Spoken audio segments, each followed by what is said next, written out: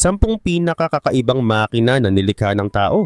Sa mundo ng engineering ay may mga makina na hindi lang pambihira kundi tunay na kakaiba. Ito ang mga strangest engine na humamon sa tradisyonal na kaalaman tungkol sa mechanics. Nagpapakita ito ng pagiging malikhain ng mga tao, lalo na pagdating sa teknolohiya. Pero bakit kaya itinuturing na kakaiba ang mga makinang ito? Kung kaya't sa video na ito ay aalamin natin ng 10 mga kakaibang makina na nagawa ng tao. Pero bago tayo magsimula ay baka pwedeng paki-like at subscribe ng video na ito. Malaking tulong at bagay na ito sa aming mga content creators. Maraming salamat po. Kaya naman simulan na natin. Number 1. Wankel Rotary Engine. Ang Wankel Rotary Engine ay isang natatanging uri ng makina na naiiba sa karaniwang mga makina na gumagamit ng piston. Sa halip na pataas-baba ang galaw ng piston ay gumagamit ito ng isang triangle na rotor na umiikot sa loob ng isang espesyal na hugis na cylinder. Ang disenyong ito ay ginawa ng German na si Felix Wankel noong 1950s. Ang makina ay dumadaan sa 4 na pangunahing proseso. Una ay sinisip-sip nito ang hangin at gasolina. Ikalawa ay kinokompress ang pinaghalong hangin at gasolina. Ikatlo, sinusunog ang gasolina para lumikha ng enerhiya. At panghuli ay inilalabas ang usok. Dahil tuloy-tuloy ang pag-ikot ng rotor ay mas maayos at makinis ang takbo ng makina. Bukod dito, isa sa mga pangunahing advantage ng Wankel engine ay ang pagiging maliit at magaan nito kumpara sa karaniwang mga makina. Dahil simple ang disenyo ay mas kaunti ang gumagalaw na bahagi kaya mas mababa ang posibilidad na masira ito. Dahil din sa tuloy-tuloy na pag-ikot ng rotor ay halos walang panginginig ang makina habang umaandar. Ang mga katangiang ito ang dahilan kung bakit naging popular ang Wankel engine sa mga sports car tulad ng Mazda RX-7 at RX-8. Ginagamit din ito sa ilang motorsiklo, eroplano at mga sasakyang pangkarera dahil sa malakas nitong performance kahit maliit ang sukat. Ngunit sa kabila ng mga advantages nito ay may mga kahinaan din ng Wankel engine. Isa sa mga pinakamalaking problema nito ay ang mataas na konsumo sa gasolina. Mas mabilis itong gumagamit ng gasolina kumpara sa mga karaniwang makina. Maliban dito, mataas din ang emisyon ng usok nito na nagiging dahilan kung bakit mahirap itong pumasa sa mga environmental regulations. Ang mga bahagi ng makina tulad ng mga seal na nagdudugtong sa rotor at cylinder ay mabilis ding masira. Kapag nasira ang mga ito ay nagkakaroon ng pagtagas ng gasolina at nawawala ang kahusayan ng makina. At dahil sa mga isyong ito ay unti-unting nabawasan ang paggamit ng Wankel engine. Ang unang sasakyan na gumamit ng Wankel engine ay ang NSU Spider noong 1964. Pero ang Mazda ang nagpatuloy na mag-develop ng teknolohiyang ito. Number 2. Chrysler Turbine Engine. Ang Chrysler Turbine Engine ay isa sa mga pinakakakaibang makina sa kasaysayan ng mga sasakyan. Noong 1954 ay nagsimula ang Chrysler Corporation na lumikha ng makina na gumagamit ng gas turbine. Ang layunin nila ay gumawa ng mas simpleng makina kumpara sa karaniwang makina na may piston. Ang gas turbine engine ay kakaunti lang ang pyesa, mga 60 pieces kumpara sa 300 pieces ng karaniwang makina. Dahil dito ay mas matibay ito, mas matagal masira at kaunti lang ang kailangang ayusin. Kaya noong 1963 ay inilabas ng Chrysler ang kanilang turbine car na may ika-4 na henerasyon ng kanilang makina. Ang makinang ito ay napakabilis umikot na umaabot ng 44,500 revolutions per minute. At ang pinakakapansin-pansin dito ay pwede itong gumamit ng halos anumang uri ng gasolina. Pwede itong gumamit ng diesel, kerosene, jet fuel, unleaded gasoline at kahit vegetable oil. Sa sobrang kakaiba ng teknolohiyang ito ay naiulat pa na tumakbo ang sasakyan gamit ang peanut oil at pabango. At para masubukan kung gaano kahusay ang makina, ay nagpa-test drive ang Chrysler mula 1963 hanggang 1966. Gumawa sila ng 50 turbine cars at ipinahiram ito sa mahigit 200 na driver mula sa iba't ibang lugar sa Amerika. Sa eksperimento ay naabot ng mga sasakyan ng mahigit 1 million miles. Napansin ang mga magagandang katangian ng makina tulad ng tibay, maayos at tahimik na takbo at hindi ito kailangang madalas ipaayos. Pero may mga problema rin tulad ng hindi magandang konsumo ng gasolina, maingay na tunog at mahirap itong paandarin. Sa kabila ng mga pagsubok ay hindi nagtagumpay ang Chrysler turbine engine. Noong 1979 ay itinigil nila ang proyekto dahil hindi nakapasa ang makina sa mga bagong regulations tungkol sa usok na nilalabas nito. Bukod pa rito, malaki ang gastos sa paggawa at hindi rin maganda ang fuel efficiency nito. Isa rin sa mga dahilan ng pagtigil ay ang kasunduan ng Chrysler sa gobyerno na ihinto ang proyekto kapalit ng pautang. Ngayon ay 9 na turbine cars na lang ang natitira. Number 3, flat twin engine. Ang flat twin engine ay isang makina na may dalawang cylinder na nakaposisyon sa magkabilang gilid ng crankshaft. Tinatawag din itong boxer engine dahil ang paggalaw ng mga piston nito ay parang nagsusuntukan o sabay na gumagalaw papasok at palabas. Inimbento ito ni Carl Benz noong 1896 at simula noon ay ginamit na sa maraming uri ng sasakyan. Isa sa mga unang gumamit nito ay ang Lanchester 8 HP Phaeton noong 1900. Pero bakit nga ba kakaiba ang flat twin engine? Ang flat twin engine ay kakaiba dahil sa disenyo nito. Dahil ang mga cylinder nito ay magkaharap, nagkakaroon ito ng mababang sentro ng gravity. Ibig sabihin mas balanse ang sasakyan kaya mas madali itong kontrolin. Ang posisyon ng mga cylinder ay tumutulong din sa pagpapalamig ng makina, lalo na kung ito ay air-cooled o gumagamit ng hangin para hindi uminit. Ang paggalaw ng mga piston na sabay ay nagre-resulta rin sa mas tahimik at maayos na operasyon ng makina. At kung ikukumpara sa ibang makina tulad ng inline engine at V-twin engine, ang flat twin ay mas malapad dahil horizontal ang cylinder nito. Dagdag pa rito, ang inline engine ay may mga cylinders na nakaayos sa tuwid na linya, habang ang V-twin ay nakaayos sa hugis V. Ang flat twin engine naman ay natatangi dahil pantay ang galaw ng mga piston. Kaya hindi ito masyadong nanginginig. Gayun din ang flat twin engine ay ginamit sa maraming sasakyan, lalo na sa mga motorsiklo at maliit na kotse. Isa sa mga pinakatanyag na gumamit nito ay ang BMW Motorrad na gumawa ng BMW R32 noong 1923. Ang motor na ito ay kilala sa tibay at pagiging maaasahan sa mahabang biyahe. Ang mga kotse tulad ng Citroen 2CV at Porsche 356 ay gumamit din ng ganitong makina. Ginagamit din ito sa iba pang kagamitan tulad ng generators at maliliit na eroplano. Bagamat maraming magagandang katangian ng flat twin engine, ay may ilang kahinaan din ito. Dahil sa lapad ng makina ay hindi ito bagay sa mga sasakyang may masikip na space. Sa mga motorsiklo, ang posisyon ng mga cylinder ay minsan nagdudulot ng torque reaction, isang epekto kung saan bahagyang tumatagilid ang motor kapag binibigyan ng throttle. Number 4. Packard Straight 12. Noong 1929, ang Packard Motor Car Company ay gumawa ng isang kakaibang makina na tinawag na Straight 12 o Inline 12 engine. Sa halip na karaniwang disenyo na V12, ang mga cylinder ng makina na ito ay nakaayos ng tuwid sa isang linya. Ang makina ay malaki at kayang mag-produce ng halos 150 horsepower. Malakas ito pero nagdulot din ng maraming problema. Ang problema ay nasa haba ng makina.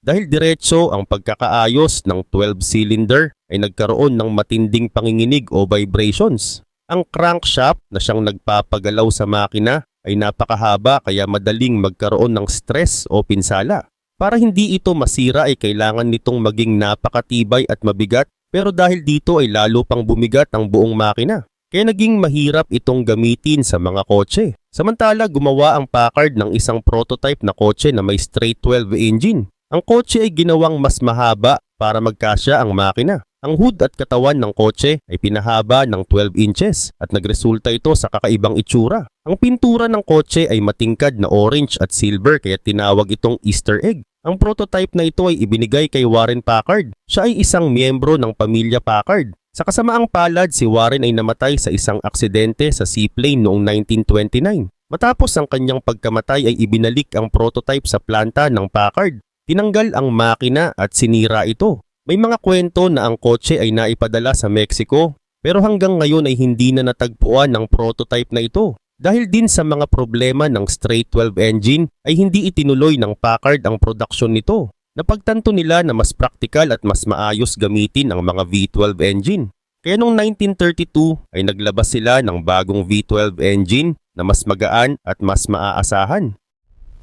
Number 5, Oldsmobile Turbo Rocket. Noong 1962 ay inilabas ng Oldsmobile ang Jetfire, isang kakaibang sasakyan na may kasamang napaka-advanced na makina noong panahon na yon. Ang makina nito ay tinawag na Turbo Rocket Engine, isang 215 cubic inch na V8 engine na gawa sa aluminum.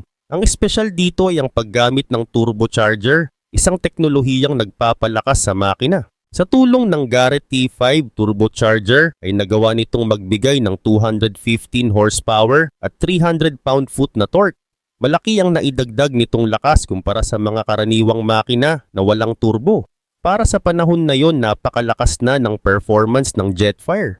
Ngunit hindi lang basta turbo ang naging kakaiba sa makina na ito. Gumamit din ng Oldsmobile ng tinatawag na turbo rocket fluid. Ang liquid na ito ay isang kombinasyon ng methanol at tubig na inispray sa makina upang mapalamig ang mainit na hangin mula sa turbo. Ang malamig na hangin ay nakakatulong upang mapigilan ng engine knock o ang biglaang pagsabog sa loob ng makina na maaring makasira dito. Sa madaling salita, ang turbo rocket fluid ang nagsisilbing proteksyon ng makina laban sa sobrang init na dulot ng turbocharging.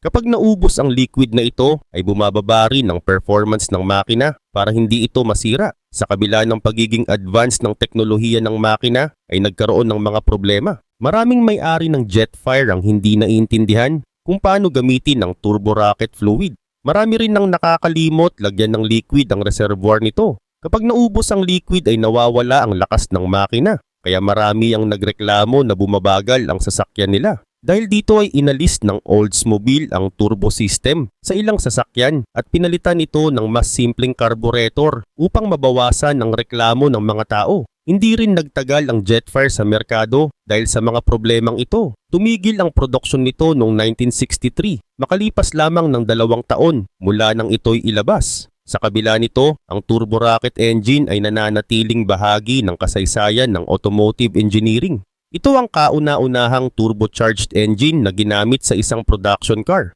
kung kaya't mahalaga ito sa kasaysayan ng sasakyan. Number 6. Cadillac V8 6.4 engine. Noong 1981 ay inilabas ng Cadillac ang V8 6.4 engine. Ang layunin nito ay makatipid sa gasolina gamit ang kakaibang sistema. Ang makina ay idinisenyo para patayin ng 2 o 4 na cylinders habang tumatakbo kapag hindi kailangan ng buong lakas. Halimbawa, sa mahinahong pagmamaneho o steady speed, ang makina ay maaaring gumana bilang V6 or V4. Sa ganitong paraan ay mababawasan dapat ang konsumo ng gasolina at magiging mas efficient ang makina. Ang makina ay batay sa 368 cubic inch o 6.0 liters na V8 engine ng Cadillac. Mayroon itong computer at solenoid na nagkokontrol sa mga cylinders. Ang computer ang nagdedesisyon kung kailan dapat patayin o buhayin ang ilang cylinders base sa bigat ng trabaho ng makina. Sa teorya ay maganda ang ideyang ito dahil mas tipid sa gasolina kapag hindi masyadong ginagamit ang buong lakas ng makina. Pero sa aktwal na paggamit ay maraming naging problema. Isa sa mga pangunahing problema ay ang teknolohiya noon ay hindi pa sapat para sa ganitong sistema. Mabagal ang computer kaya hindi nito agad-agad nakokontrol ang mga cylinders. Dahil dito ay madalas na hindi pantay ang takbo ng makina. Kapag nagbabago mula V4 papuntang V6 o V8, minsan ay may pagkaantala o nanginginig ang sasakyan. Hindi rin naging komportable ang mga driver dahil sa hindi maayos na performance ng makina. Sinubukan ng Cadillac ayusin ang mga problema. Naglabas sila ng 13 updates sa computer system para mapaganda ang takbo ng makina. Pero kahit na may mga updates ay hindi pa rin nawala ang mga issue. Dahil dito ay maraming may-ari ng sasakyan ang nagpasyang i-disable ang sistema. Ginagawa nila ito sa pamamagitan ng pagputol ng isang wire. Kapag ginawa ito, ang makina ay tuluyan ng tumatakbo bilang V8 lang. Bagamat nawala ang mga problema sa pag-aalangan ng makina, ay bumalik naman ito sa pagiging hindi tipid sa gasolina. Dahil sa dami ng reklamo ay tumigil ang Cadillac sa paggamit ng V8 6.4 engine. Pagkatapos ng 1981, nanatili lang ang makina sa ilang espesyal na model gaya ng Fleetwood limousines hanggang 1984. Pagkatapos nito ay pinalitan na ito ng mga regular na makina na walang variable displacement system. Number 7. Volkswagen VR6. Ang Volkswagen VR6 ay isang kakaibang makina na lumabas noong 1991. Ang pangalan nitong VR6 ay galing sa mga salitang German na V-motor at Reihenmotor. Pinagsama nito ang mga katangian ng V-type at inline engine. Ang layunin nito ay maglagay ng 6 na cylinder sa masikip na space ng mga front-wheel drive na sasakyan. Ang mga karaniwang V6 na makina ay may malawak na angle mula 45 hanggang 90 degrees sa pagitan ng 2 hanay ng cylinder. Ang VR6 ay may mas makitid na angle na nasa 10.5 hanggang 15 degrees lang. Dahil dito ay mas maliit ang makina pero malakas pa rin ang performance. Isa pang kakaiba sa VR6 ay isa lang ang cylinder head na ginagamit nito para sa 6 na cylinders. Kaya mas mura itong gawin at mas madaling ilagay sa iba't ibang sasakyan. Samantala, ang VR6 ay unang ginamit sa Volkswagen Passat B3 at Corrado noong 1991. Dahil sa disenyo nito ay nagawa ng Volkswagen na maglagay ng 6 na cylinders sa mas maliliit na kotse tulad ng Golf na dati ay may 4 na cylinders lang. Dahil dito ay naging mas mabilis at mas makinis ang takbo ng mga sasakyan. Karagdagan pa rito, nagkaroon din ng iba't ibang version ng VR6 habang lumipas ang panahon. Ang 2.8 liters na version ay may lakas na 174 horsepower, habang ang mas malakas na 3.2 liters ay umaabot ng 240 horsepower. Ginamit ang VR6 sa iba't ibang Volkswagen models tulad ng Passat, Touareg at pati na rin sa Audi at Porsche. Gayun din, isa sa pinakakapansin-pansin sa VR6 ay ang tunog nito. Maraming mahilig sa kotse ang nagsasabing ito ang isa sa may pinakamagandang tunog na makina. Ang tunog na ito ay resulta ng kakaibang disenyo ng makina at ng paraan ng pagkakaayos ng mga cylinders nito. Bukod sa paggamit nito sa maraming sasakyan, ang VR6 ay naging basehan ng iba pang makina ng Volkswagen. Ang disenyo nito ang ginamit para sa paggawa ng mga W engines tulad ng W12 na makikita sa mga high-performance na sasakyan tulad ng Bugatti Veyron at Bentley. At noong December 2024 ay natapos na ang produksyon ng VR6 matapos ang 34 years. Sa kabuuan ay halos 1.87 milyong VR6 na makina ang nagawa. Number 8, si Zeta Moroder, si Zeta V16T. Ang si Zeta Moroder V16T o mas kilala bilang si Zeta V16T ay isang kakaibang sports car na ginawa noong huling bahagi ng 1980s hanggang early 1990s. Ito ay resulta ng pagsasama ng talento ng dating Lamborghini engineer na si Claudio Zampoli at ng sikat na musikero at producer na si Giorgio Moroder. Ang disenyo ng kotse ay gawa ni Marcello Gandini na gumawa rin ng mga sikat na kotse tulad ng Lamborghini Countach at Diablo. Ang pinakamaganda at kakaiba sa si Zeta V16T ay ang makina nitong V16. Ang makina ay binuo mula sa dalawang V8 engine ng Lamborghini Huracan na pinagsama para makagawa ng isang napakalakas na makina. Ang makina ay may 6.0 liters, may 64 valves, at kayang maglabas ng 540 horsepower sa 8,000 RPM. Ang makina ay nakalagay ng horizontal sa likod ng mga upuan, nakakaiba sa karamihan ng mga kotse. Ang makina nito ay hindi lang malakas pero komplikado rin. Gumamit ito ng Bosch Cajetronic Fuel Injection System para magbigay ng tamang gasolina. Ngunit dahil sa laki at bigat ng makina ay naging isang hamon ang paggawa nito. Ang katawan ng kotse ay gawa sa matibay na steel tubing at ang anyo nito ay batay sa orihinal na disenyo ng Lamborghini Diablo. Mayroon itong 4 na pop-up headlights na bihira sa mga kotse. Ang likurang ilaw nito ay hinango mula sa Alpine A610. Kaya ang disenyo nito ay mukhang moderno pero elegante. Kahit napakaganda ng si Zeta V16T ay hindi ito naging matagumpay sa merkado. Noong 1991, ang presyo nito ay nasa $300,000 na kung saan ay napakamahal sa panahon na yon. Dahil dito ay kakaunti lang ang bumili. Sa plano nilang gumawa ng isang kotse, bawat buwan ay 8 kotse lang ang nagawa mula 1991 hanggang 1995. Pagkatapos ay may 3 pang kotse na nagawa noong 1999 at 2003 dahil sa espesyal na order. Isa sa mga ito ay isang convertible na tinawag na si Zeta Fenice TTJ Spider na ginawa para sa isang customer mula Japan. Number 9, W16. Ang W16 engine ay isa sa pinakakakaibang makina na nagawa sa kasaysayan ng mga sasakyan. Ito ay may 16 na cylinders na nakaayos sa 4 na grupo, tiga-4 sa bawat hanay, na parang letrang W kapag tiningnan mula sa harap. Ang disenyo nito ay ginawa para pagsamahin ang napakalakas na performance at maliit na sukat, kung kaya't kakaiba ito sa karaniwang makina. Ginawa ng Volkswagen Group ang W16 engine para sa mga luxury cars tulad ng Bugatti Veyron at Chiron. Ang makina ng Veyron ay may 8.0 liters capacity at may 4 na turbocharger na kaya magbigay ng higit sa 1,000 horsepower. Ang disenyo nito ay parang dalawang VR8 engine na pinagsama, kaya naging compact pero malakas. Nagsimula ang ideya ng W16 engine noong 1997 sa ilalim ng pamumuno ni Ferdinand Carl Piëch, chairman ng Volkswagen noon. Plano nilang gumawa ng makina na sobrang lakas at espesyal. Binase ito sa mga lumang makina ng Bugatti pero ginawang mas moderno. Ang bawat bahagi ng makina ay inayos ng maigi ng mga eksperto para matiyak ang kalidad at tibay nito. Ang W16 engine ay binubuo ng higit 3,500 na bahagi at mano-manong binuo para sa maayos na quality. Sa unang pagsubok nito noong 2001 ay agad nitong naabot ang target na 1,001 horsepower. Napatunayan dito ang tibay at lakas ng makina. At para matiyak na hindi ito masisira ay gumamit ang mga engineer ng bagong cooling system para hindi ito uminit ng sobra kahit sa matagal na paggamit.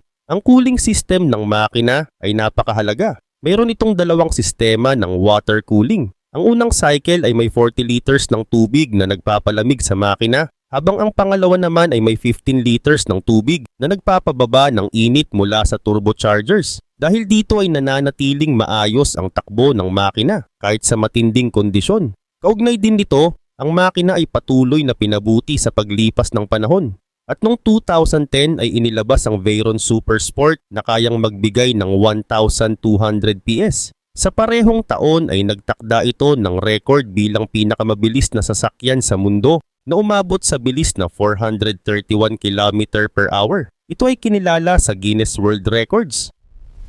Number 10. Hemi SRT Demon V8. Ang Hemi SRT Demon V8 ay isa sa pinakamakapangyarihan at kakaibang makina na ginawa para sa isang kotse.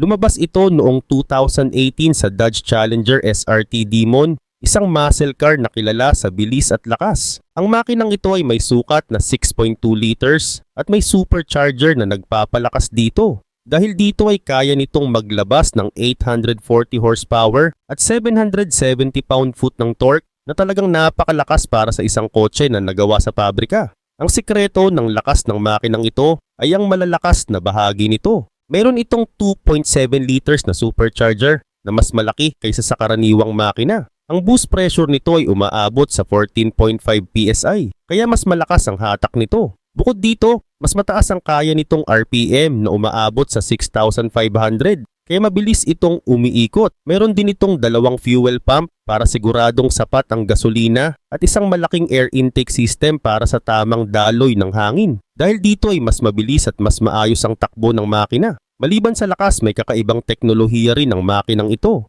Isa dito ay ang trans brake system na tumutulong sa driver na pataasin ang RPM habang nakastop pa ang sasakyan. Kapag inirelease ang preno ay biglang sisibat ang kotse na parang isang drag racing car. Mayroon din itong torque reserve system na nagbibigay ng extra na lakas kapag nagsisimula ang sasakyan, kaya mas mabilis ang pag-arangkada nito. At noong 2023 ay inilabas ang mas malakas na version ng makinang ito sa Dodge Challenger SRT Demon 170. Sa bagong bersyong ito ay kaya na nitong maglabas ng 1,025 horsepower at 945 pound-foot ng torque na ginawang pinakamalakas na makina para sa isang production car. Mas mabilis ito, mas malakas, at mas matibay kaysa sa naunang version. Ngunit ang Hemi SRT Demon V8 ay hindi lang basta malakas. Ito rin ay may mga espesyal na sistema para hindi ito madaling uminit. Mayroon itong SRT Power Chiller, isang teknolohiyang nagpapalamig ng hangin bago ito pumasok sa makina.